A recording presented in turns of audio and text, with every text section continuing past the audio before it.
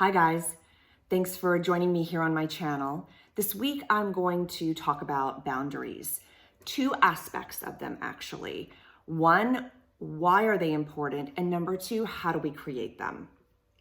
Boundaries are I would just identify them as the kind of soft fence around how you want to be treated and how you are going to communicate that to other people. So boundaries they don't have to be a hard wall that comes up or, not flexible within parameters that work for you, but boundaries help teach other people how they are going to treat you and what you will and will not tolerate. A lot of times when I'm talking about boundaries, people get very defensive and scared that they are going to come across sort of in that people-pleasing space that many of us live in of, oh my gosh, if I say no or if I don't do something, someone's going to get mad at me. Someone is going to, not like me or treat me differently. And I think when we're younger, we're taught to please, we're taught to be easygoing, especially as women, and help other people be more at ease.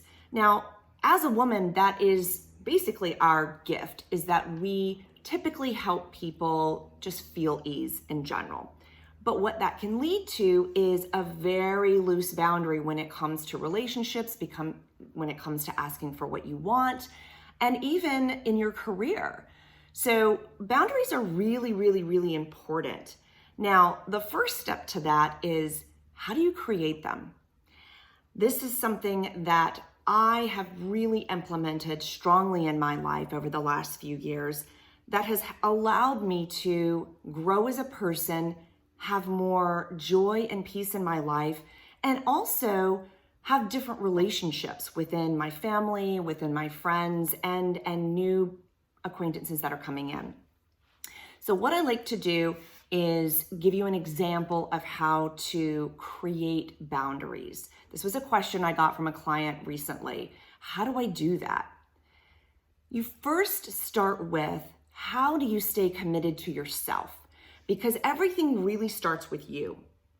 When you're unable to really care for your own being, whether that is getting enough sleep, feeding yourself properly, addressing anything that you have ongoing, whether it is, food allergies or intolerances or things like that, that's where you start. So for example, if you have a very difficult time keeping a schedule, or say your days get sort of blended into the next, at the end of the day, you're like, what did I even accomplish? I'm tired, I'm exhausted, all of those things.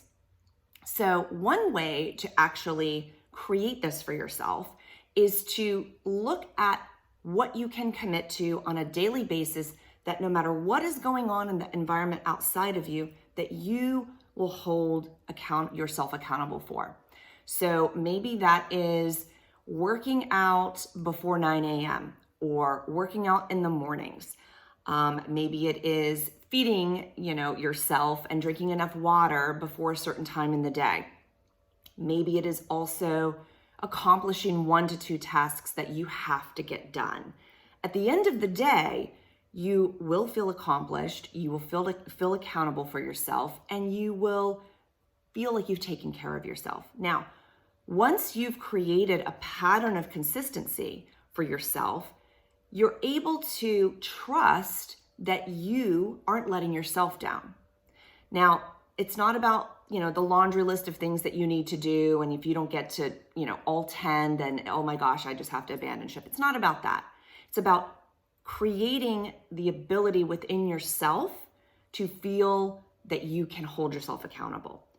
Because if you can't do that, or if that's very hard for you, that's where you need to focus and create consistency.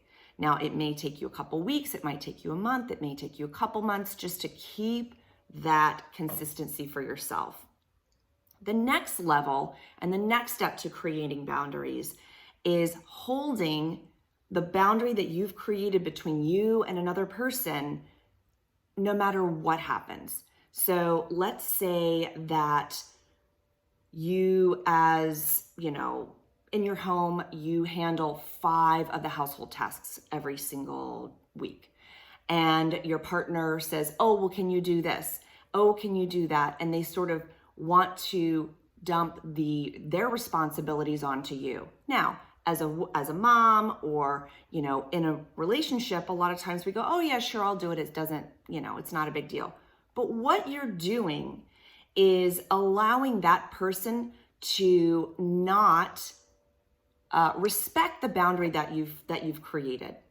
So if you say, okay, these are the 5 tasks I'm doing this week, if your partner or someone in the house says, okay, can you do this? You can say, no, you know, that's just not a part of what my commitment is for us. So why don't you take care of that? Doesn't matter when you get it done. That is you creating a boundary without being mean. Like, it's been decided what that is for yourself. So that's an example of having a boundary with someone else.